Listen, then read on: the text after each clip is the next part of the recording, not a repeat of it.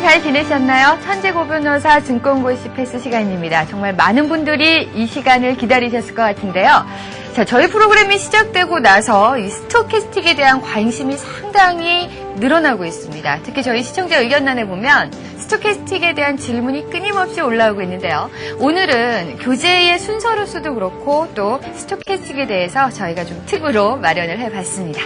네, 천재고변호사 증권고시 패스의 주공 고승덕 변호사 나오셨습니다. 어서 오세요. 안녕하셨습니까? 예. 요즘에 이제 고변호사께서 만든 개미들닷컴 네. 그 사이트에도 보면요. 네. 이 스토캐스틱에 대한 질문이 네. 정말 끊임없이 올라오고 있어요. 네. 예. 그동안 스토캐스틱이 제대로 주목을 받지 못한 것 같아요. 네.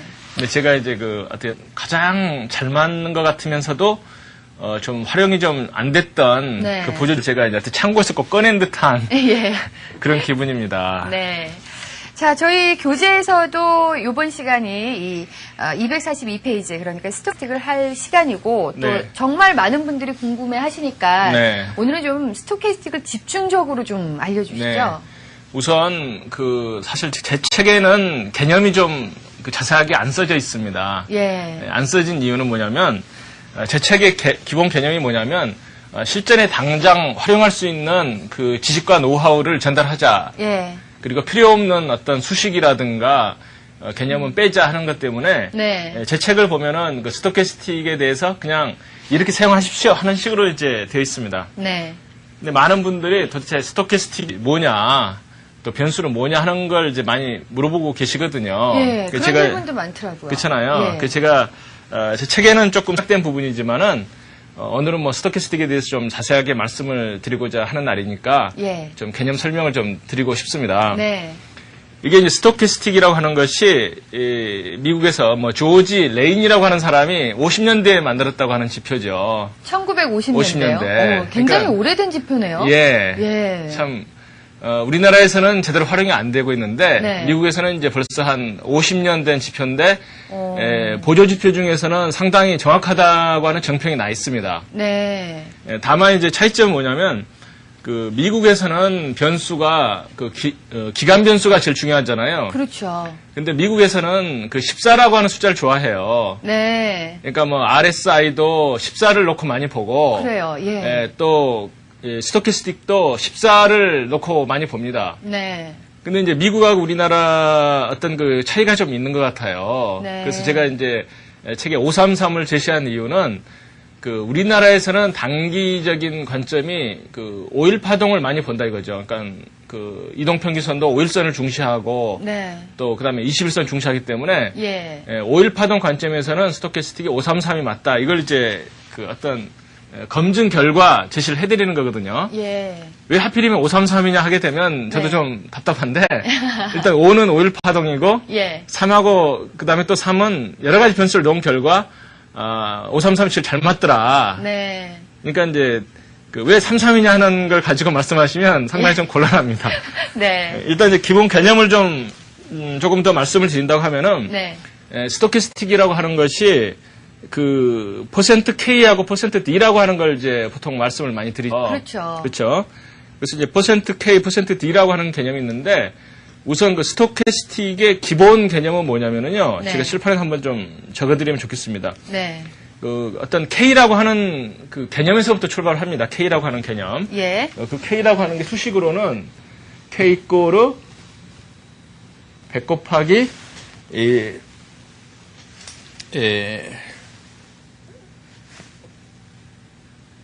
최고, 최저, 네. 현재, 빼기, 최저. 이게 이제 무엇을 뜻하면은, 일정한 단위 기간이 있습니다. 단위 기간. 네. 그러니까 5일 파동에서 533 그러면은, 이제 단위 기간을 이제 보통 N이라고 하는데, 네. 533 그러면 단위 기간이 5죠. 네. 그러면 5 중에서 최고 숫자, 5일 봉에서 이제 최고 이렇게 움직이잖아요. 예. 그럼 최고 수치에서 최저 수치를 뺀 그거 분의 지금 수치 마이너스 최치 곱하기 100이거든요. 그러니까 5일간의 최고가 마이너스 최저가 최저가. 분의 네. 현재 마이너스 5일 동안의 최저가. 그렇습니다. 예. 그게 이제 가장 최근의 숫자를 가지고 하는 거거든요. 네. 그래서 이게 이제 기본적인 이제 K 값입니다. 네. 그래서 이 K 값에서 이제 모든 게 출발하는 거예요. 예. 그래서 K 값을 보통 일정 기간 평균 값을 친 게 이제 %D라고 하는 거거든요. 예. 그래서 이제 보통 패스트 스토캐스틱, 슬로우 스토캐스틱, 풀 스토캐스틱 세 가지가 보통 있죠. 예. 그럼 이 세 가지가 도대체 뭐냐 또 이렇게 많이 궁금하게 생각하시는데 네. 패스트 스토캐스틱의 개념은 그렇거든요. 방금 말씀드린 K 값하고 네. 그다음에 그것을 일지간 이동 평균한 예. 그걸 보고 이제 퍼센트 K 값이라고 하는데 네. 그러니까 이제 지금 말씀드린 게 이제 K 값이고 이동 평균 값이 이제 퍼센트 K 값입니다. 그 예. 두 개를 가지고 만든 게 패스트 스토캐스틱이거든요. 아, 그러니까 저희가 이제 5일간의 기간을 가지고 K를 만들면 네. 그 나온 K 값의 3일분을 평균 낸 게 퍼센트 K가 되는 거죠. 예. 기간 값을 5, 3으로 그렇죠. 쓴다면. 5, 3으로 예. 그렇죠. 그러니까 패스트 스토캐스틱의 변수가 5, 3이라고 하는 이야기는 네. 방금 말씀하신 것처럼 5일간의 움직임을 가지고 K 값을 내고 네. 그 K 값의 3일 이동 평균이 이제 3일 퍼센트 K. 퍼센트 K가 되는 예. 거죠. 그래서 5, 3 같으면 이제 방금 말씀하신 대로 네. 실제로 이제 증권사라든가 또 미국 차트 같은 걸 보면은 패스트 스토캐스틱 변수로 5를 또 많이 씁니다. 예, 저도 본 것 같아요. 그렇죠. 예. 그것은 이제 5일간의 K 값을 가지고서 또 그것을 또 5일간 이동 평균한 퍼센트 D를 내 가지고 네. 만든 게 이제 패스트 스토캐스틱이 되는 거죠. 아, 그러니까 패스트 스토캐스틱은 저희가 만약에 5, 3이란 기간을 낸다면 네. 5일간의 주가를 가지고 만든 K의 또 3일간의 이동 평균이 퍼센트 K가 되는 거고요. 네, 그렇습니다. 예. 그렇다면 슬로우 스토캐스틱은 어떻게 되는 건가요? 슬로캐스틱은 방금 말씀한 퍼센트 K 예. 그 값하고 그다음에 퍼센트 K를 다시 또 며칠간 이동 평균을 합니다. 예. 그걸 가지고 이제 퍼센트 D라고 하는 수치를 만들어서 예. 퍼센트 K하고 퍼센트 D를 가지고 스토캐스틱을 만드는 거죠. 예. 그러니까 저희가 많이 사용하는 533으로 본다면 네. 5일간의 기간 값으로 만든 K를 가지고 네. 3일간의 이동 평균을 한 게 퍼센트 K고 네. 퍼센트 K 값에 3일간의 이동 평균을 한 게 퍼센트 D. 네네. 예. 이렇게 네. 이해를 하면 되겠네요. 네, 그렇습니다. 예. 그다음에 이제 풀 스토캐스틱이라고 하는 것은 이제 변수를 세 가지를 놓고 하는 건데 네. 거기는 이제 퍼센트 K, 퍼센트 D 그리고 이제 퍼센트 D 또 풀이라고 하는 또 세 가지 변수를 놓고 보는 거거든요. 네. 그래서 이제 세 가지 변수가 533 그게 이제 세 가지 변수인데요. 네. 제가 말씀드리려고 하는 어떤 포인트는 뭐냐면 예. 우리 실전 관점에서는 어차피 어떤 수치를 우리가 계산할 필요가 없죠. 그렇죠. HTS에서 이미 예. 계산해가지고 띄워주기 때문에 네. 우리는 다만 이걸 이용하는 방법만 제대로 알면 되겠다 하는 게 이제 제 책의 포인트입니다. 네. 그거 계산하다 보면은 주가 이미 올라 있고 떨어져 있고. 그렇죠? 네, 네, 예. 네. 자, 그렇다면은 이 스토캐스틱 일단은 저희가 개념에 대해서 좀 네. 이제 알아봤으니까 이 스토캐스틱을 이용을 해서 네. 어떻게 실전에서 수익을 올릴 수 있는지 그 네. 부분에 대해서 또 이제 자세히 말씀을 해주셔야겠네요. 네. 예. 제가 이제 항상 강조하지만은 가장 중요한 것이 이제 기본 파동이다 이렇게 말씀을 드렸습니다. 네. 기본 파동. 예. 기본 파동이 그러니까 쌍바닥이냐 쌍봉이냐 하는 게 이제 가장 큰 포인트고요. 네. 또 이제 기본 파동을 볼 때 그 파동의 모습이 일단 22평선이 기준이 됩니다. 네. 그러니까 일본 같으면은 21선 밑에서 어떤 파동이 움직이느냐 아니면 위에서 움직이느냐가 굉장히 중요한 차이를 가지고 있거든요. 네. 그래서 제가 책에다가 이제 상세하게 쓴 것은 뭐냐면은 네. 어떤 관점을 가지고 보지 않고 무조건 스토캐스틱을 기본으로 보게 되면 큰 추세를 그르친다는 거죠. 네. 그래서 어떤 차트를 볼 때도 22평선이 기준이 되는 거거든요. 예. 그러니까 30분봉 같으면은 22평선이 일테면은 30분 곱하기 20이니까 이제 6시간짜리. 네. 6시간이 되나요? 10시간이 10시간이요. 되죠. 그러니까 항상 22평이 어떤 차트를 볼 때도 기본 관점이 됩니다. 그래서 봉이 그 위에서 움직이는지 밑에서 움직이는지가 엄청나게 다르다 하는 거죠. 네. 그래서 이제 많은 분들이 그걸 생각하지 안 하고 스토캐스틱만 보니까 스토캐스틱의 고점 저점만 넣고 따지다 보니까 큰 추세를 거슬리는 수가 굉장히 많죠. 네. 정말로 네. 그 30분봉이나 일봉을 봤을 때 30분봉이나 일봉에서 주가는 좀 옆으로 이렇게 조용히 가더라도 네. 스토캐스틱은 계속해서 움직이는 경우가 많더라고요. 그렇습니다. 그러니까 이제 보통 그 22평선이라고 하는 기본 관점을 굉장히 중시하셔야 되고 네. 그다음에 파동의 모습이 탄력이 낄 때는 스토캐스틱 그 파동이 굉장히 쉽게 나타나죠. 네. 그렇죠. 그렇죠. 근데 파동이 그 좁은 범위 내에서 수렴한다든가 했을 때는 그 자기가 보는 그 스토캐스틱이 좀 신호가 그냥 뭐 좀 예. 해석이 안 되죠. 예. 흐지부지 해석이 안 예. 되죠. 그러니까 그럴 때는 조금 큰 파동을 봐라 하는 게 이제 제 그 포인트거든요. 예. 제가 이제 그 맨날 종합주가만 가지고 이제 말씀을 드리니까 좀 그렇게 생각하시는데 네. 한번 제가 SK텔레콤을 가지고 한번 어떻게 한번 보도록 하겠습니다. 네. SK텔레콤 제가 최근에 금년 초에 일봉 차트를 한번 보여드렸거든요. 네. 이게 지금 이제 2월 초가 되겠네요. 예. 2월 초. 2월 초.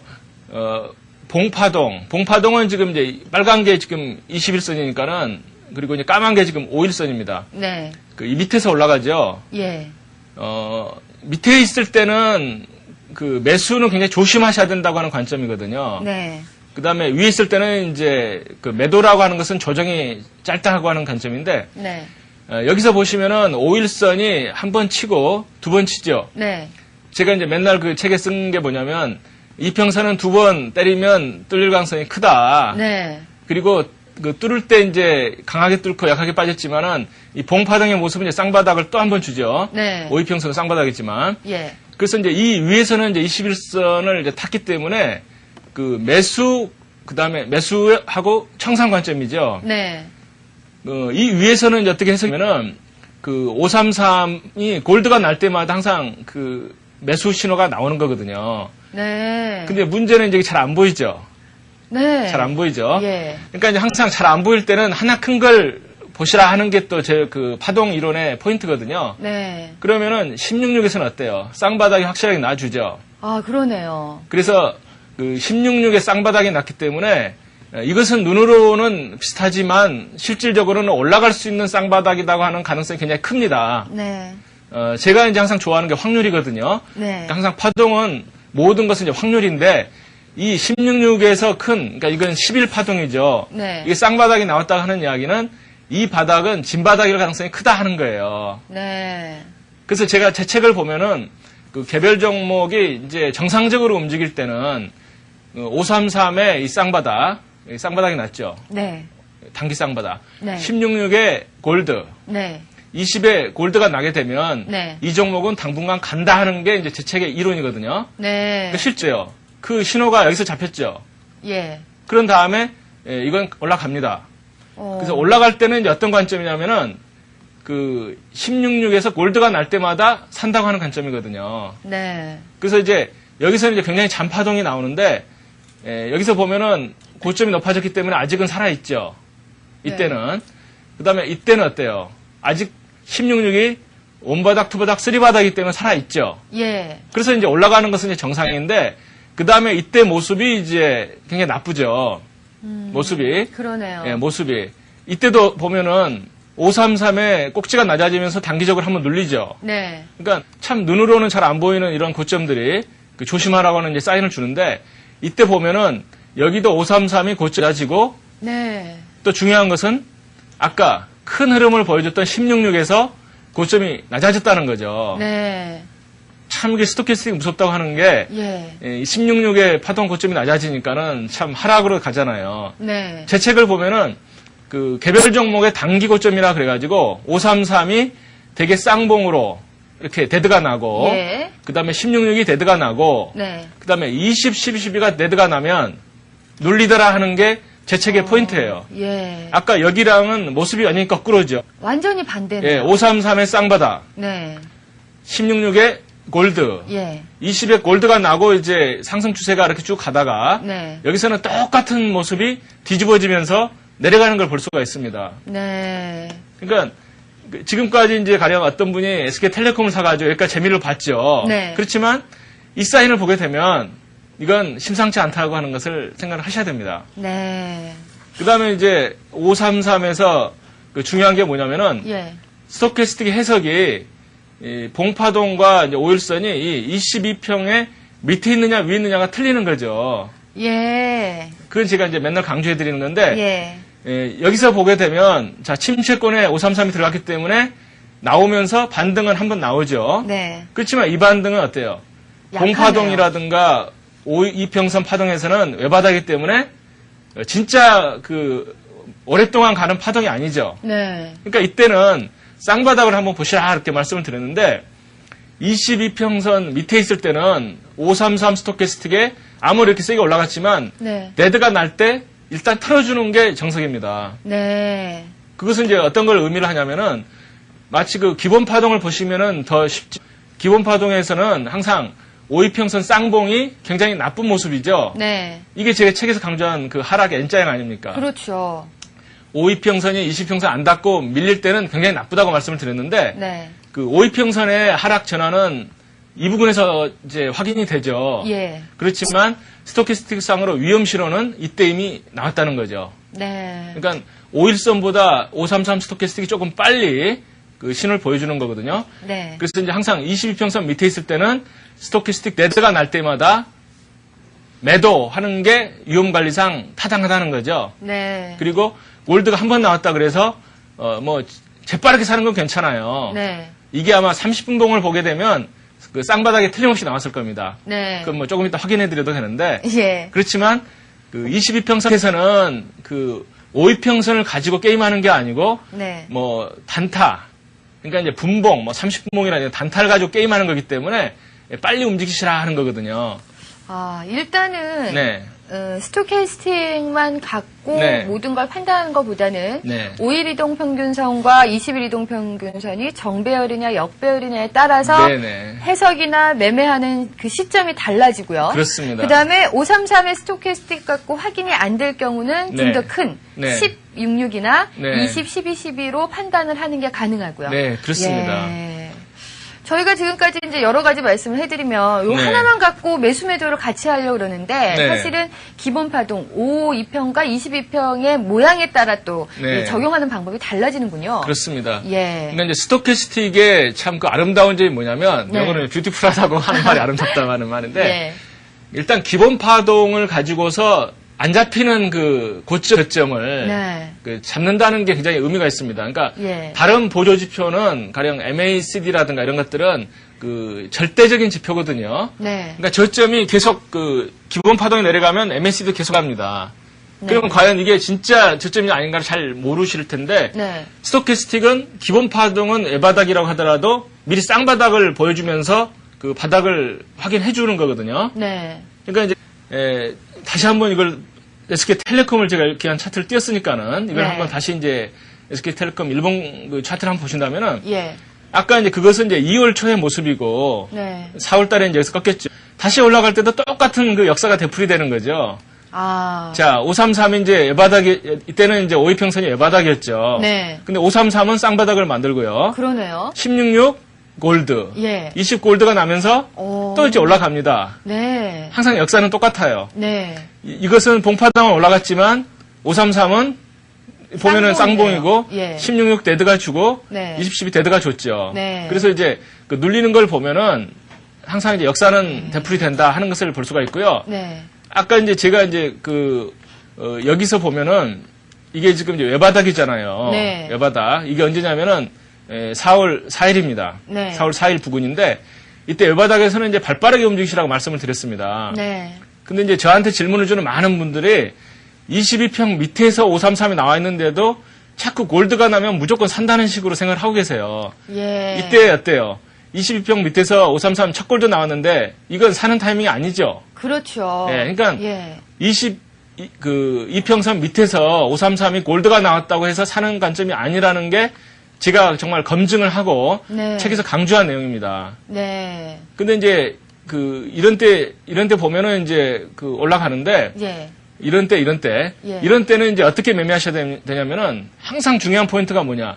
22평 밑에 있을 때는 일봉 매매를 하지 말고 분봉 매매를 해라. 네. 개별 종목 같으면은 30분봉과 5분봉을 결합시켜서 매매를 해라 하는 게 이제 저의 그 기본 포인트거든요. 네.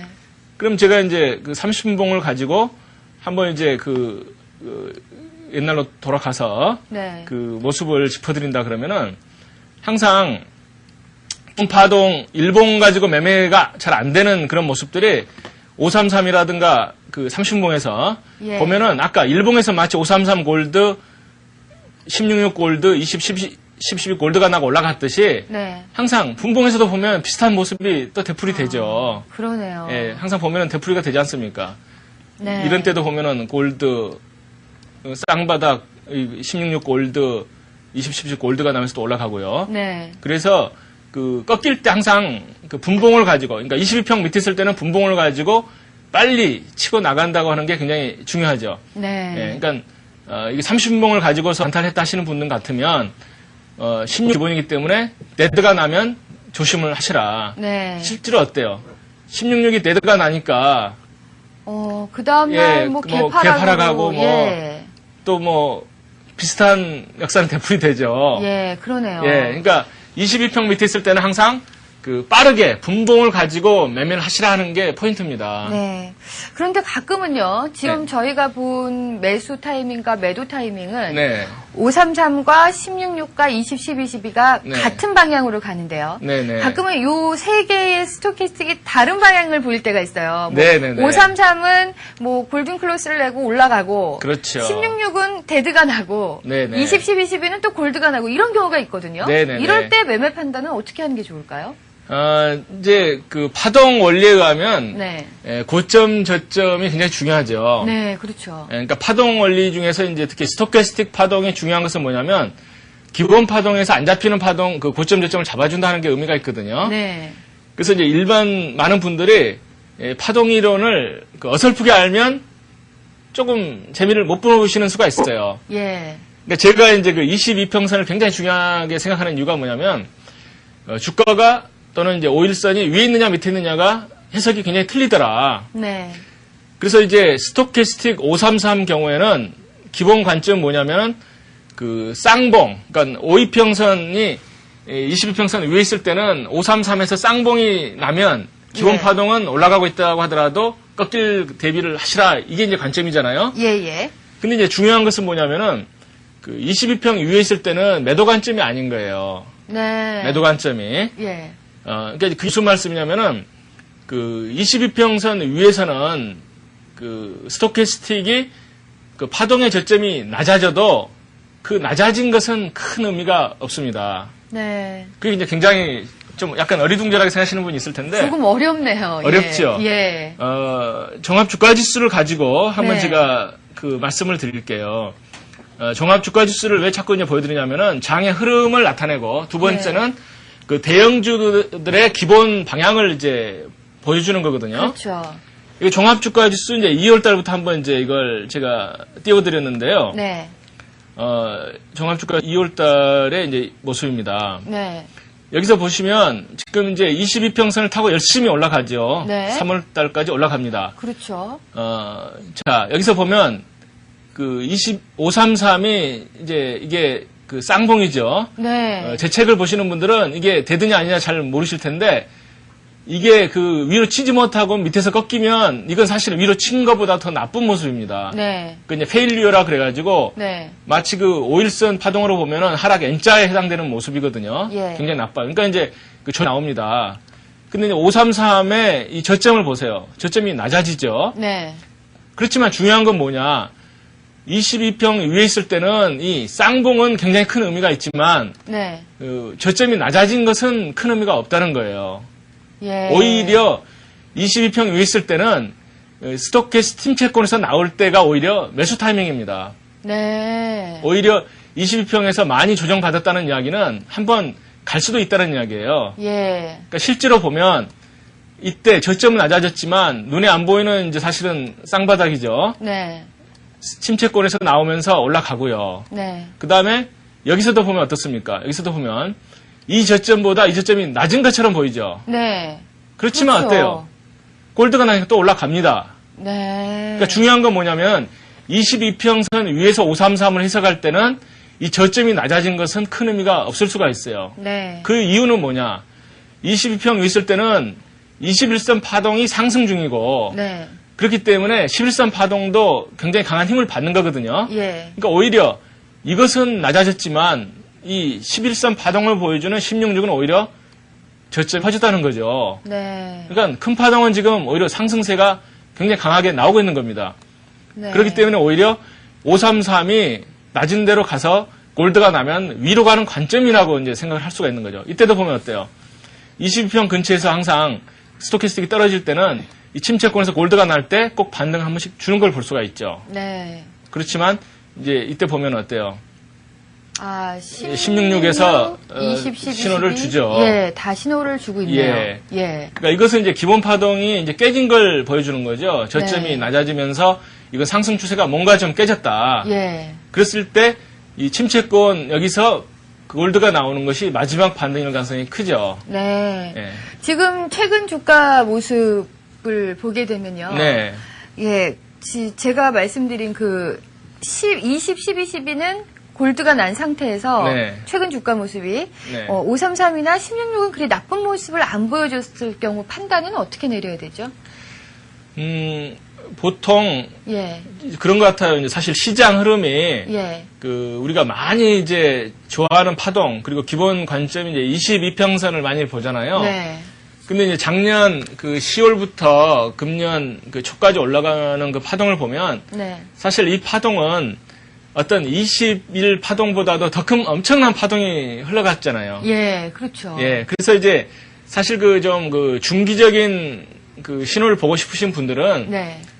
주봉에서 이제 533을 한번 보시든지 네. 아니면 일봉에서 60, 30 넘는 그러한 스토캐스팅 큰 의미가 없다고 봅니다, 저는. 네. 왜냐면 너무 느리게 움직일 때 이건 그렇죠. 매매 신호로서 의미가 없거든요. 예. 그렇지만 이제 주봉 같은 것을 가끔씩 보실 필요가 있어요. 네.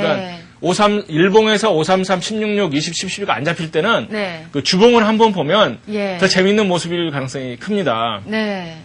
주봉을 한번 보면 어때요? 예, 봐야겠죠. 예, 예, 그러니까- 궁금해져요. 그러니까 시장의 큰 흐름을 보기 위해서는 네. 제가 이제 주봉을 꼭 보시라 이렇게 네. 말씀드리는데 예. 최근에 이제 종합주가지수 한번 주봉을 한번 보시면 어떤가 싶습니다. 네. 이제 그 종합주가지수 주봉 차트죠. 네. 예, 이게 대세라든가 중기적 관점이 이제 주봉으로 많이 잡히는데요. 이게 비행기 떨어진 때죠, 이때가. 네. 근데 그 다음에 이제 주봉상으로는 어때요? 533에 골드가 났죠. 아, 그러네요. 쌍바닥이죠. 예. 그러니까 저도 이제 이 모습을 보면서 이건 심상치가 않다. 네. 그러니까 이때는 어때요? 533이 그 낮아졌죠. 네. 그러니까 이제 짧은 반등이 나왔을 텐데 기본 파동이 22평선, 20주 2평선이 되겠죠. 네. 이걸 오르내리기 때문에 그 대세 관점으로 보면은 박스인데 예. 533은 이때 비행기 떨어지고 나서 외국 사람들이 매수했을 때 이때가 골드가 난 거예요. 네. 아까 일봉에서 제가 말씀드린 게 역시 역사는 되풀이 되잖아요. 예. 어때요? 쌍바다, 네. 16.6에 골드, 네. 20, 12 이건 주봉이죠. 네. 골드. 그러더니 역시 가더라. 예. 그러니까 이 모습이 참 대단하다 생각되지 않으세요? 아, 놀랍네요. 놀랍죠. 예. 이제 최근의 모습을 보게 되면 네. 이제 533으로는 쌍봉이 났죠. 네. 그러니까 눌리잖아요. 예. 그러니까 큰 관점을 보시는 분들은 주봉에서 533이 이 모습은 어때요? 네드가 스토캐스틱 상으로 533 상으로 이 파란 선에 퍼센트 D를 닿지도 못하고 퍼센트 K가 꺾였습니다. 하락 N자형이네요. 하락 N자형이에요. 예. 그러니까 그 다음에 굉장히 강한 그 조정을 받죠. 2주 네. 동안. 그러니까 그건 당연한 거죠. 예. 그리고 어때요? 16.6이 네드가 났죠. 네. 벌써 이때 데드가 났습니다. 그러니까 이 네. 모습은 굉장히 나쁜 모습이었고 20, 12도 데드가 한번 났죠. 네. 그러니까 그 다음에 장이 힘을 못 쓰잖아요. 예. 근데 제가 이제 지난 시간에 그 수렴할 때 네. 그 다음에 방향을 보고 따라가라고 이렇게 말씀을 드렸거든요. 예. 근데 이제 새로 안 사신 분들 같으면 위로 갈 때 추격 매수해서 쫓아가시면은 수익이 좀 나죠. 그렇죠. 근데 이제 그 고점에서 못 파신 분들이 수렴할 때 지금 가지고 계시니까 네. 정말 큰 고통을 받고 계세요. 네, 답답하죠. 그쵸. 지금 이거 와서 팔아야 팔라고 되는지. 예. 말씀드리기도 좀 곤란하고 예. 그러다 보니까 참 어찌라는 그 말씀을 많이 하시는데 네. 저는 이제 위로 가게 되면 들고 계시는 그 보람이 이제 있으실 건데 네. 혹시라도 밑으로 갈까봐 그게 이제 조금 걱정이 되는 부분이에요. 그러니까 네. 새로 아직 안 사신 분들은 뭐 조금 더 기다리신다고 하더라도 절대 안 사면 손해 없잖아요. 그렇죠. 예. 예. 자, 일단은 그 일봉상으로 스토캐스틱이나 이동평균상으로 확실한 신호가 나타나지 않을 때는 보다 큰 파동, 네. 주봉을 통해서 확인을 하시면 되고요. 네. 그 스토캐스틱이 무조건 골든크로스, 데드크로스이기 때문에 뭐 매도하거나 매수하는 게 아니라 네. 이동평균선 5일과 20일, 5와 20의 배열이 어떻게 돼 있는지에 따라서 판단이 달라진다는 것. 네네. 그런 것들을 좀 기억을 해 두시고 매매에 임하셔야지. 사실 저희가 뭐 스토캐스틱 쌍바닥 얘기를 많이 하니까 네. 많은 분들이 무조건 그것만 보고 매매를 하시는 경우가 있거든요. 기본 파동을 많이 무시하시고 계시죠. 예. 사실은 좀 걱정되는 일이잖아요. 네네. 지금 보셨다시피 이동평균선은 계속 올라가지만 스토캐스틱은 올라갔다 내려갔다 올라갔다 내려갔다 파동을 만들고 있기 때문에 네. 이런 것들을 좀 주의 깊게 보셔서 철저하게 분석을 하신 후에 매매에 임하시는 게 좋을 것 같네요. 네네. 예. 그리고 이제 그 스토캐스틱이 그 스바닥이라고 하는 것은 상당히 그 확률이 높을 가능성이 크다 이걸 말씀을 드리거든요. 네. 그러니까 이제 10분봉에서도 스토캐스틱 166이 가령 3바닥이 났다. 네. 또는 533 3바닥도 잠깐 단타가 나오죠. 예. 그때는 이제 위로 갈 가능성이 크다 이것을 이제 말씀을 드리고 싶습니다. 네. 제가 아까 이제 확률을 말씀드렸잖아요. 네. 제가 제일 좋아하는 숫자가 뭔지 아세요? 뭐 행운의 글쎄요. 럭키 세븐도 아니고 3 아닐까요? 3. 아니면 2 아닐까요? 쌍바닥이나 뭐 3바닥, 3중바닥 좋아하시지 않나요? 우리 위앵크가 눈치는 참 빠르신 것 같아. 네. 근데 이제 사실은 그게 정답은 아니고요. 예. 물론 이제 3바닥이면 네. 이제 위로 가니까 참 좋은 3바닥이죠. 네. 그리고 스토캐스틱이 3봉이다 하게 되면 내려가는 그 확률이 크고. 그렇죠. 네, 그건 그렇겠죠. 이제 그렇지만 제가 진짜 좋아하는 숫자는 80이에요. 80. 80이요? 네. 예. 제가 약간 여담겸해서 이제 80을 말씀드리는 이유가 뭐냐면 예. 저는 이제 우주의 법칙이 파동이라고 그러는데 네. 우주의 법칙 중에 하나가 또 확률이에요. 네. 예, 뭐 어떤 뭐 사주풀이 좋아하시는 분도 있고 뭐 운명이 정해졌다 뭐 안 정해졌다 생각하시는 분 있는데 그렇죠. 저는 이제 한 80% 정도는 모든 게 뭐 정해졌고 네. 특히 제가 재판을 하다 보면은 예. 한 변호사가 이제 사건의 결과를 바꿀 수 있는 확률이 한 20%. 아, 예. 그러니까 한 80%는 이길 사람이 이기고 질 사람이 진다 이렇게 생각을 하는 거거든요. 네. 왜 80을 말씀드리냐면은 어떤 그 보조지표라든가 이런 데 해석할 때도 80이 굉장히 큰 의미가 있어요. 네. 그러니까 스토캐스틱이라든가 뭐 이격 투자 심리도 네. 이런 것들이 그 일반적인 이제 기술적 분석 책을 보시면 그 과열권은 뭐 70, 네. 침체권은 30을 기준으로 많이 보시잖아요. 예, 예. 근데 제가 좋아하는 숫자는 이제 80이라는 거죠. 네. 그러니까 스토캐스틱에서도 저 같으면은 그 과열권 경계선을 80이라고 제가 항상 띄우고 보고 네. 그리고 침체권은 20이라고 띄우고 봅니다. 네. 아까 보여드리는 이제 그런 차트도 지금 전부 80하고 20이 이제 경계선으로 되어 있거든요. 네.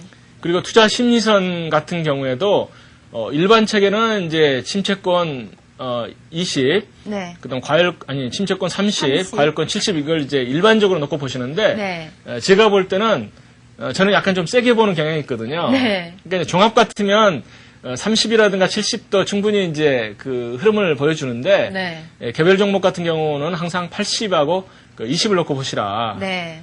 그다음에 이제 이격도도 우리가 변수로 20을 쓰잖아요. 네. 그것도 역시 80하고 20하고 관련이 됐다 저는 그렇게 보거든요. 네. 그래서 이제 모든 것을 해석할 때 항상 그 80과 20이 가장 중요한 숫자다 이걸 이제 네. 강조를 해드리는 거예요. 예. 자, 80%의 확률, 주식시장에서 80%의 확률이라면 예. 사실 대단한 거잖아요. 제가 이제 차트 분석할 때도 네. 저는 이제 한 80% 정도 확률을 가지고 분석한다 이렇게 저는 생각을 하거든요. 네. 그러다 보니까 항상 80이 정말 중요한 숫자가 저한테는. 예. 네. 자, 80이라는 숫자, 저희가 알려드리는, 여러 가지 뭐 실전 매매 기법들이나 이런 것들이 뭐 100%는 아니다 하지만 80%의 확률에 도전하기 때문에 여러분들이 손절매선이나 이런 것들을 잘 지키신다면 충분히, 저희와 함께 공부를 해 나가시면서 수익이 조금씩 차근차근 늘지 않을까 그런 생각이 드네요. 네. 네. 그리고 이제 한 가지 더 덧붙여 말씀드릴 것은 네. 아까 이제 22평과의 관계를 제가 그냥 중시했잖아요. 네. 그러니까 22평 위에서 상승 중일 때는 기본 관점은 매수 관점이기 때문에 네. 스토캐스틱 파동이 저점이 낮아졌다고 해서 어떤 그 추세가 이탈되는 것은 아니죠. 네. 그러니까 뭔가 신호가 조금 흔들리는 건 보여주지만 22평 위에서 계속 주가가 움직이고 있을 때는 그 스토캐스틱 파동이 저점이 낮아진 것은 큰 의미가 없다. 이걸 이제 말씀드리고 네. 반대로 스토캐스틱 파동은 22평선 위에서 아니 밑에서 이제 그 기본 파동이 움직일 때는 어떤 그 고점이 높아졌다고 해가지고 그것만 가지고 단번에 그냥 어떤 상승 전환이 절대 안 된다는 거죠. 네. 그러니까 그건 이제 좀 중요시하게 생각하셔야 되는데 예. 스토캐스틱 533이 이제 22평 위에 계속 타고 때는 그 잔파동만 나와가지고 잘 안 맞죠. 네. 근데 이제 스토캐스틱 533이 크게 이제 위력을 발휘하는 경우는 언제냐면은 네. 그 기본 파동이 22평을 오르내릴 때 네. 그때는 533이 굉장히 큰 그 좀 파워를 보여주죠. 아, 그러니까 보통 말하는 뭐 조정 국면이나 네. 뭐 횡보 장세 네네. 그때를 말씀하시는 거죠. 그러니까 22평을 사이에 두고 네네. 주가가 그 위에 있다 올라갔다 위에 있다 올라갔다 오르고 이러면서 내릴 때. 계속해서 왔다 갔다 할 때 예, 그때를 그때는 말씀하시는 거죠. 533을 보고 매매하시게 네. 되면 네. 그 괜찮을 때가 많습니다. 그 단기적인 관점에서 접근하시는 걸 좋아하시는 분들은 네. 사실 그 횡보 장세나 박스권의 수익이 더 좋다 이렇게 말씀하시는 분들도 계세요. 그쵸. 예. 그러니까 그 주가가 크게 무너지거나 뭐 크게 상승하지 않고 네. 박스권에서만 왔다 갔다 할 때는요. 네. 533 가지고 그 보시는 게 굉장히 좋을 때가 굉장히 많습니다. 네, 저희가 지금 스토캐스틱에 대해서 굉장히 열심히 공부를 하다 보니까 교재 몇 페이지인지 말씀을 안 드린 것 같아요. 좀 궁금하실 것 같은데 지금 현재 저희가 하려는 페이지 수는 265페이지. 네. 주가가 22평선 위로 처음 올라가거나 내려가는 경우. 네. 예, 그때 네. 보통 이제 아까 22평선이 기준이라고 말씀을 드렸잖아요. 네. 그러니까 그 위에 씩씩하게 타고 갈 때는 그 골드가 날 때마다 매수 관점. 네. 그다음 20평 밑에서 그 주가가 내려갈 때는 레드가 날 때마다 매도 관점. 네. 이게 이제 중요한데 533이 이제 굉장히 그 쉽게 매매 신호를 보여주는 경우는 네. 그 22평선을 오르내릴 때입니다. 네. 그때는 이제 533을 가지고 매매하시면은 좀 쉬운 그 신호를 잡으시는데 예. 그게 이제 어떤 의미냐면은 22평을 오르내릴 때는요. 네. 533이 그 어떤 2, 30 수치 부근에서 골드가 나면 네. 이제 박스권 개념으로 좀 올라갔다가 예. 또 그 어떤 그 과열권 그러니까 네. 70이라든가 80 그 부근에서 레드가 나면 또 한번 꺾였다. 네. 이렇게 이제 큰 침체권과 과열권을 왔다 갔다 하면서 신호 보여주는 수가 굉장히 많거든요. 네. 제가 이제 그 책에는 네. 지금 사례가 안 나와 있고 네. 제가 한번 차트를 한번 띄워드릴게요. 네. 삼성 SDI 일봉 차트를 한번 제가 띄워드리겠습니다. 이게 네. 언제냐면은 99년도 6월, 7월 그때 모습이네요. 8월. 네. 이때 보면 20평선이 있고 이 기본 파동이 뭐 오르내리고 닿고 또 내려갔다 올라오고 막 이러잖아요. 그러네요. 예. 이때 보면 어떻습니까? 이때 보면 그 밑에서 그 침체권 부근이죠. 네. 이게 이제 제가 아까 20을 기준선으로 말씀을 드렸는데 네. 20이고 이게 아마 한 30쯤 될 겁니다. 네. 그러니까 이 부분에서 이제 그 골드가 나가지고 올라가더니 네. 한 번 올라가서는 어때요? 아. 그 부분에서 그러니까 80하고 70 부근에서 데드가 나면 한 번 또 눌리죠. 과열권에서 예. 데드 크로스가 나니까 한 번 눌립니다. 예, 일본도 이제 약간 하락하는 모습을 그렇죠. 보여주고요. 예. 그래서 이제 그 포인트는 뭐냐면은 네. 기본 파동이 22평선 위에 처음 올라갔을 때는 네. 그 데드가 날 때 한 번 눌릴 가능성이 크다는 거죠. 예. 두 번째는 이제 이렇게 닫고 튀고 이때도 보면은 그 밑에 한번 닫고 올라갔잖아요. 네. 그때도 역시 데드가 나면 한번 눌리더라. 네. 이제 그런 걸 말씀을 드리고 싶고 네. 이때는 이제 내려갔잖아요. 네. 내려갔을 때 침체권 25, 30에서 네. 골드가 났을 때는 한번 반등할 가능성이 크더라. 네. 그리고 또 20평선에 처음 올라갔죠. 네. 처음 올라갔을 때는 또 데드가 나니까 또 한번 눌리더라. 네. 그 다음에 올라가서 처음 또 내려갔잖아요. 네. 이때도 완전히 침체권에 간 다음에 골드가 나니까 다시 한번 올라가더라. 네. 하는 것들이 그러니까 포인트는 뭐냐? 주가가 20평선 위를 오르내릴 때는 그 533의 침체권 골드 그다음에 과열권 데드라고 하는 게 네. 그 쉬운 매매를 신호를 보여주는 수가 상당히 높습니다. 아, 그렇다면은 뭐 중장기적으로 갖고 계신 분들 말고요. 네. 요즘 이제 단기 트레이딩 하시는 분들이 많으신데 그런 분들은 네.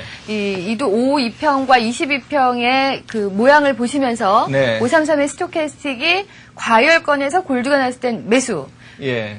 침체권에서 골드가 났을 땐 매수, 네. 과열권에서 데드가 났을 땐 매도. 네. 이런 식으로 매매를 하시면은 많은 도움이 되시겠네요. 그렇습니다. 그러니까 예. 533 스토캐스틱의 그 아름다운 점은 뭐냐면 네. 그 5일선에 이렇게 안착하기 전에 네. 그 일봉이 5일선에 안착하기 전에 미리 골드가 난다는 거고요. 네. 그다음 꺾이기 전에 5일선이 꺾이는 모습을 눈으로 확인하기 전에 스토캐스틱 533 데드가 먼저 난다고 하는 거거든요. 네. 근데 중요한 포인트는 항상 그 기본 파동이 22평선 위에 처음 올라가고 예. 그다음에 처음 내려가고 할 때 특히 잘 맞다. 네. 이제 확률상으로는 제가 이건 확률이 그렇게 10%라고는 말씀을 못 드려요. 네. 제가 과거 차트를 검증해 보면 네. 그러한 그 확률은 지금 한 65% 내지 70% 네. 그 정도 확률이라고 말씀을 드릴 수가 있습니다. 예.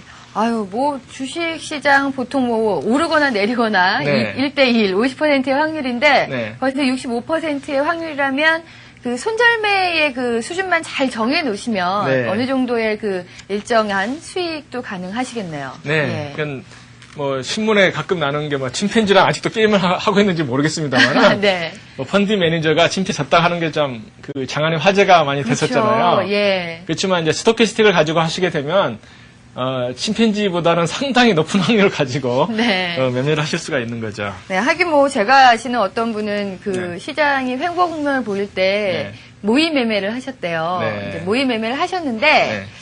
이 자신이 없어가지고 네. 그냥 매매를 안 하고 가만히 있었더니 매일매일 20위씩 순위가 올라가서 네. 지금 현재는 뭐 50위 안에 들었다고 그런 네. 얘기를 하시더라고요. 아, 그러세요? 네, 그래서 제가 딱 얘기를 듣고 예. 시장이 좀 불안할 때는 네. 쉬는 것도 하나의 방법이다. 네, 그런 생각이 들더라고요. 그렇습니다. 예.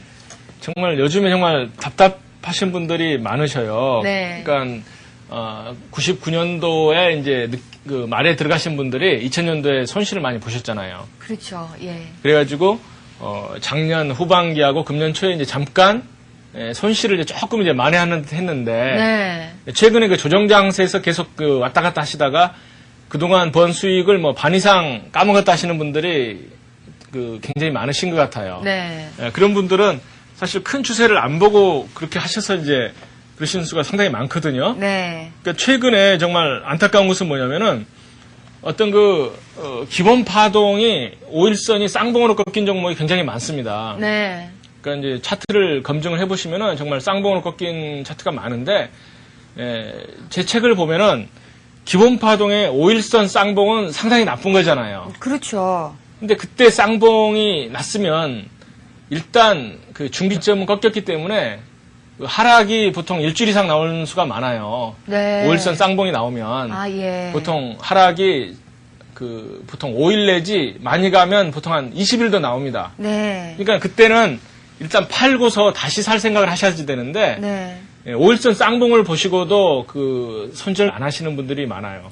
네. 그러니까 5일선 쌍봉은 정말 마지막 매도 타이밍이라고 제가 책에다가 예. 2권에다 열심히 제가 쓴 부분이거든요. 네. 참, 여러분들이 너무나 이 미련이 많아서 주식을 갖고 계시는데, 일단은 네. 뭐 스토캐스틱이나 또 이동평균선의 그런 파동을 보고, 네. 빨리빨리 좀 빠른 판단으로 손실을 일단은 줄이시는 게 네네. 무엇보다 중요할 것 같습니다. 네, 저희가 이제 스토캐스틱에 대해서 쭉 하고 있는데, 네. 이제 앞에서 이제 SK텔레콤을 이용한 네. 그래프를 보시면서 여기 있는 내용을 쭉 같이 이제 종합적으로 말씀을 해주셨거든요. 네. 그런데 이제 저는 조금 궁금한 게 이 네. 세 가지 스토캐스틱 연계 분석 원리. 네. 네, 아주 제목이 아주 거창해요. 이 세 개의 스토캐스틱을 함께 볼 수 있는 방법이 또 많은 분들이 궁금하실 것 같아요. 네. 정말 그 스토캐스틱의 뭐 166이라고 하는 변수, 그다음에 20, 10이라고 하는 변수는 아마 전 세계적으로 제 책에만 있는 걸로 제가 알고 있습니다. 네. 아까 말씀드린 것처럼 미국에서는 그냥 14라고 하는 기간 하나만 놓고 보는 게 많고요. 예. 또 그 패스트 스토캐스틱이라고 하는 것은 그 5일 변수를 보는 딱 두 가지를 미국에서는 보는데 네. 제가 이제 그 세 가지 이 스토캐스틱을 보내드리는 이유는 뭐냐면 일단 이동평균선은 제가 이제 생각할 때 네. 가장 중요한 게 우리가 이제 5일선하고 21선을 보고 네. 그 다음에 제가 이제 책에서 강조한 게 그 고수들이 보는 선. 그러니까 실제로 이제 고수들이 보는지는 모르겠어요. 근데 네. 이제 제가 볼 때는 어떤 세력이라든가 어떤 그 실제로 굉장히 네. 의미를 갖는 부분이 그 11선이더라 하는 거잖아요. 예. 그래서 이제 11선을 제가 보다 보니까 그럼 5일선, 그것의 2배는 11선, 네. 그것의 2배는 21선. 네. 이게 이제 기본 파동에서 세 가지 이동평균선, 아니, 가장 중요한 거라고 저는 이제 보니까 네. 그것에 대응하는 스토캐스틱을 이제 제가 생각을 해본 거예요. 예. 그래서 이제 533에서 5라고 하는 것은 이제 5일선 파동을 의미하는 거니까 예. 그렇다 그러면 11파동의 움직임을 그 먼저 하는 게 뭘까 하는 걸 생각하다가 네. 16류 예. 그 다음에 21선의 파동을 먼저 보여주는 게 뭘까 하다가 이제 10 이렇게 이제 사실을 그 제가 개발을 하게 됐거든요. 네. 그래서 이제 항상 그 모든 파동, 그러니까 파동에서 제가 이제 가장 중요하게 생각하는 게 뭐냐면은 큰 추세는 큰 파동이 꺾이는 거라든가 네. 위로 상승하는 것을 보고 이제 판단을 하고 예. 그 다음에 실시간에 리얼타임의 변화는 작은 파동에서 먼저 보여준다 하는 네. 게 이제 큰 포인트잖아요. 예. 자, 지금 그림을 그려주시고 계신데요. 네. 예.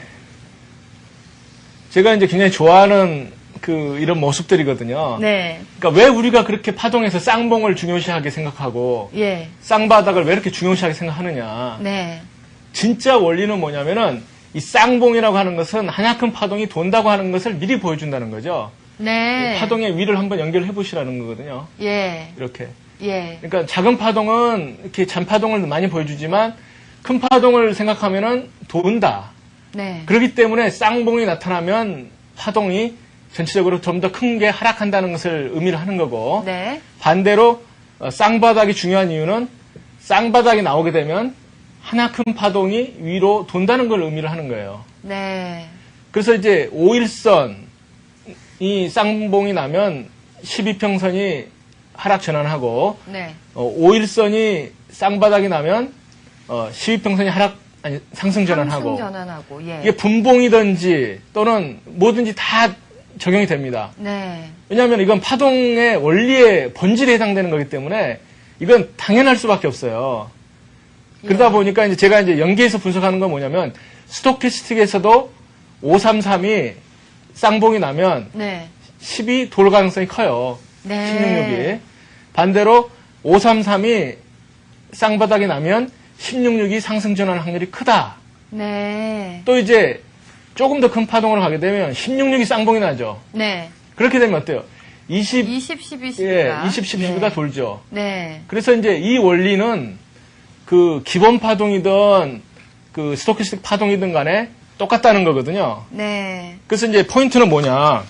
포인트는 그 기본 파동, 어떤 5일선이라든가 봉파동보다도 스토캐스틱은 빨리 이제 그 골드하고 데드를 보여주잖아요. 네. 그렇기 때문에 그 기본 파동보다 조금 더 빨리 볼 수 있는 스토캐스틱에서도 이 쌍봉, 쌍바닥이 큰 의미가 있다는 거거든요. 네. 그러니까 실제로 이제 그 이 파동의 모습들을 보게 되면은 네. 그런 것들이 굉장히 많이 나옵니다.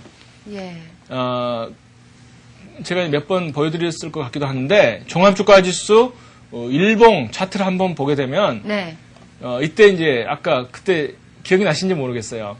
스토캐스틱 533이거든요, 이게. 예. 근데 아, 원바닥, 저때 기억이 투바닥, 나요. 쓰리바닥. 예. 그러더니 굉장히 강하게 쳤죠. 네. 그래서 제가 이제 대형주 가지신 그 매수하려고 하는 분들은 이때, 이날. 네. 그러니까 이날 그 갭상승 한 날이 아니고 예. 이날 오후장에서 스토캐스틱 533이 쓰리바닥이 났기 때문에 네. 대형주가 한번 뜬다는 것을 우리가 80% 확률로 예견을 할 수가 있었죠. 네. 저 때 그 30분 봉도 보면서 말씀을 네네. 해주셨었거든요. 그쵸. 예. 그래서 이제 533의 그 쌍바닥, 쓰리바닥을 보게 되면 어떤 모습을 알 수가 있냐면은 네. 이때는 그 쓰리바닥이 나고 나서 16리 골드가 났죠. 네. 이때는 최근의 모습인데요. 네. 533이 기본 파동은 이게 꼭 낮은 건지 아니면은 뭐 수렴형인지 잘 안 보이죠. 네. 그렇지만 그 스토캐스틱으로는 쌍바닥이 났죠. 예. 그러고 나니까 16.6이 골드가 나더라 하는 겁니다. 네. 그러니까 533이 쌍바닥이 나니까 16.6이 위로 돈다. 네. 그러니까 큰 파동은 작은 파동에 쌍바닥이 나면 위로 돌고 꺾이면 이때도 보면요. 쌍이죠. 네. 이거보다도 더 나쁜 게 이거라고 말씀을 드렸죠. 네. 왜냐면 N자형. N자형. 예. 그래서 역시 나오니까 데드가 나더라. 네. 그 다음에 이게 16.6에서 쌍봉이 무너지니까는 20, 10, 12에서 모양이 굉장히 나빠지죠. 네. 그러니까 이때는 이제 20, 10, 12를 보는 분들은 헷갈리죠.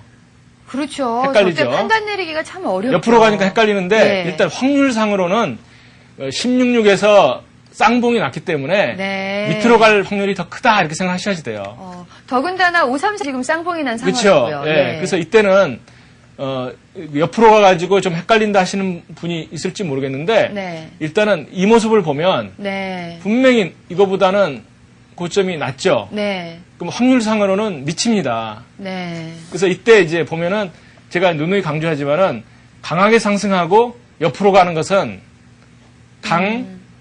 이건 이제 강한 상승이죠. 네. 그렇지만 이때 그 하락이 강했다는 거예요. 예. 근데 옆으로 갔을 때는 이 박스권 탈출을 이제 기다려라 하는 게 사실은 이제 가장 그건 틀릴 수가 없는 의견이지만 예. 확률상으로는 강한 하락 후에 횡보는 약한 반등. 예. 횡보. 하락할 확률이 사실은 훨씬 더 큰 거예요. 네. 그래서 이제 이런 식으로 다 결합해서 예. 생각하시게 되면 그 확률을 굉장히 높이실 수가 있는 거죠. 네. 자, 지금 교재 273페이지, 275페이지에 있는 네, 이 그런 게 그림들에 전부. 대한 네. 이해를 돕기 위해서 네. 저희가 이제 칠판에다가 써서 설명도 해드렸고, 네. 또 보면서 설명을 네. 해드렸는데요. 네. 자, 이제 스토캐스틱 슬슬 이제 좀 정리를 해봐야 될 것 같아요. 네네. 예, 우리 시청자분들한테 마지막으로 스토캐스틱에 대해서 총정리편으로 네. 간단하게 어떤 식으로 접근을 해야 되는지 좀 말씀을 해주시죠. 네. 제가 이제 포인트는 그겁니다. 네. 제가 많은 보조지표를 가지고 그 시험을 해봤어요. 네. 과거 차트에서 정말 그 이름도 외우기 힘든 보조지표가 너무나 많아요. 그래요. 정말 많아요. 그렇죠. 예. 그랬더니 정말 쓸만한 게 딱 한 개가 있더라. 네. 그게 바로 스토키스틱이더라 하는 거거든요. 예. 그래서 제 분석 원리는 뭐냐면은 종합주가지수 일봉 차트는 제가 투자심리선하고 이격도까지 같이 넣고 보지만 네. 다른 보조지표는 보지 않고 오로지 스토키스틱만 봐도 분석 확률이 70% 네. 또 80%가 충분히 가능하다 하는 게 이제 경험이고요. 네. 다른 것을 안 봐도 된다고 하는 게 우리 개미분들한테 시간과 노력을 절약해 줄 수 있다 하는 거거든요. 네. 개별 종목 같은 경우는 이제 매집의 흔적을 보기 위해서 OBV 차트를 본다 하는 분들도 많아요. 예. 그렇죠. 실제로 그렇잖아요. 네. 근데 OBV 차트만 해도 세력이 속임수로서 많이 이용을 합니다. 네. 그러니까 무슨 말씀이냐면은 OBV 차트는 원리가 뭐냐면은 양봉일 때는 상승이기 때문에 상승의 거래량은 플러스를 시키고 그렇죠. 그렇죠. 하락 음봉일 때는 그 거래량을 빼가지고 OBV 차트를 만들어 가는데 네. 세력은 장중에 팔아먹든 안 팔아먹든 간에 OBV 차트를 만들어가는 거예요, 세력이. 거래량을 통해가지고. 예. 왜냐면 개미분들이 OBV 차트를 이용한다는 걸 알기 때문에 만들거든요. 네. 그래서 이제 많은 보조지표들이 속임수로 이용이 되거나 아니면 불확실해가지고 쓸모가 없는데, 네. 스토키스틱만큼은 정말 속이기가 상당히 어려운 지표라고 저는 생각을 합니다. 네. 그래서 이제 스토키스틱을 보시되, 가장 중요한 포인트는 기본 파동을 어디까지나 중시를 하시고, 네. 스토키스틱은 보충을 예. 하시는 그런 걸로 하시고, 그 다음에 세 가지는 이제 파동의 원리상, 잔파동의 쌍바닥은 큰 봉이 올라가고, 작은 파동의 쌍봉은 큰 파동이 무너진다고 하는 게 실시간으로 이용할 수 있는 원리다 하는 걸 이제 말씀드리고요. 네. 그 다음에 22평과의 관계가 가장 중요하기 때문에 어떤 파동이라든가 이걸 보실 때라도 22평과의 관계를 반드시 중요시하게 생각하시고, 네. 그걸 무시하고 하시는 분들이 요즘 답답한 분들이 참 많으세요. 예. 그래서 20평을 굉장히 중요시하게 생각을 하시고, 스토캐스틱을 과거 차트를 가지고 한번 연습하는, 네. 그러니까 이제 자기 확률을 높이기 위해서는 연습을 하셔야 되잖아요. 네. 그래서 연습을 하시라. 예. 그리고 파동의 원리는 항상 똑같기 때문에, 네. 제가 1권은 지금 거의 다 했잖아요. 네. 근데 1권의 예시되는 차트는 일봉 파동입니다. 네. 그렇지만 제가 강조하는 게 모든 파동의 원리는 같기 때문에 네. 30분봉, 5분봉을 보실 때도 같은 원리로 보시면서 네. 검증하시라 하는 말씀을 꼭 싶습니다. 네, 알겠습니다. 자, 여러분들이 궁금해 하시던 스토캐스틱에 대해서 오늘 아주 자세하게 알아봤습니다. 자, 고승도 변호사께서 또 이렇게 나와주셨는데요. 감사드리고요. 다음 시간에 다시 뵙겠습니다. 감사합니다. 네, 아무리 좋은 연장이라도 여러분들이 잘 사용을 해야지 그 연장이 진가를 발휘할 수 있는 겁니다. 스토캐스틱, 물론 저희가 굉장히 자세하게 알려드리고 또 좋은 차트라고 말씀을 드렸는데 여러분들이 정말 이 하나만 보지 마시고 그 외에 다른 것들 함께 보시면서 잘 사용을 해보시길 바라겠고요. 다음 시간에 더 좋은 내용 가지고 다시 찾아뵙겠습니다. 지금까지 시청해주신 여러분 감사합니다.